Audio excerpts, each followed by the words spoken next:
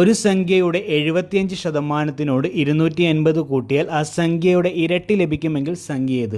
Option 160, 250, 300, 200. Percentage എന്ന ടോപ്പിക്കിൻ്റെ അണ്ടറിൽ വരുന്നൊരു ക്വസ്റ്റ്യനാണിത്. ഈ സെയിം ഒരു ക്വസ്റ്റ്യൻ തന്നെ നമ്മൾ ഓൾറെഡി ചെയ്തിട്ടുണ്ട്. അപ്പോൾ അതിൻ്റെ ലിങ്കും നമ്മൾ താഴെ പിൻ ചെയ്യുന്നതാണ്. അപ്പം കാണാത്തവരാരും ഉണ്ടെങ്കിൽ അതും കൂടി ഒന്ന് കാണുക. ഓക്കെ, ഈ ഒരു ക്വസ്റ്റ്യൻ നമുക്ക് നോക്കാം.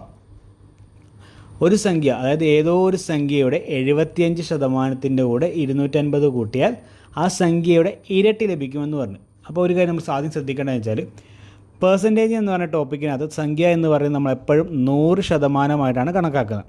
അങ്ങനെ 100% സംഖ്യയെങ്കിൽ സംഖ്യയുടെ ഇരട്ടി എന്ന് പറയുന്നത് എപ്പോഴും എത്രയായിരിക്കും? 200% ഇനി സംഖ്യയുടെ 3 ഇരട്ടി എന്ന് ക്വസ്റ്റ്യൻ വന്നെങ്കിൽ എന്ത് ചെയ്യും?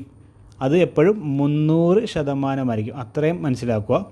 ഇനി നോക്കിയേ, ഏതോ ഒരു സംഖ്യയുണ്ട്, അതിൻ്റെ 75%ൻ്റെ കൂടെ 250 എന്ന് പറയുന്ന നമ്പർ കൂട്ടുമ്പോൾ നമുക്ക് കിട്ടുന്നത് സംഖ്യ എന്നാണ് ക്വസ്റ്റ്യൻ പറയുന്നതെങ്കിൽ നമുക്കിവിടെ 100% എന്ന് കൊടുക്കാം. ഇവിടെ സംഖ്യയുടെ ഇരട്ടി എന്ന് പറയുന്നതുകൊണ്ട് നമ്മൾ എന്ത് ചെയ്തു? 200% എഴുതി. ഇനി 250 എന്ന് പറയുന്നത് 200% മൈനസ് 75% ചെയ്യുന്നതല്ലേ ശരിക്കും പറഞ്ഞാൽ 250 എന്നുള്ളത്. അപ്പോൾ എത്ര കിട്ടും? 125%. അതായത് 125%ആണ് 280.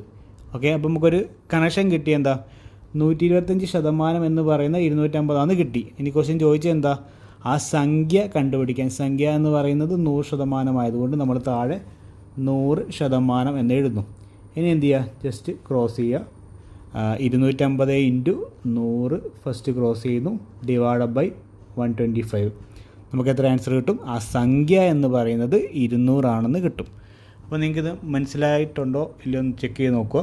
നിങ്ങൾക്കിത് ക്ലിയർ ആയിട്ടില്ല എന്നുണ്ടെങ്കിൽ ഒരു തവണയോടും കണ്ടു നോക്കുക. നിങ്ങളുടെ അഭിപ്രായങ്ങൾ കമൻറ്റിലൂടെ രേഖപ്പെടുത്തുക. ഓക്കെ.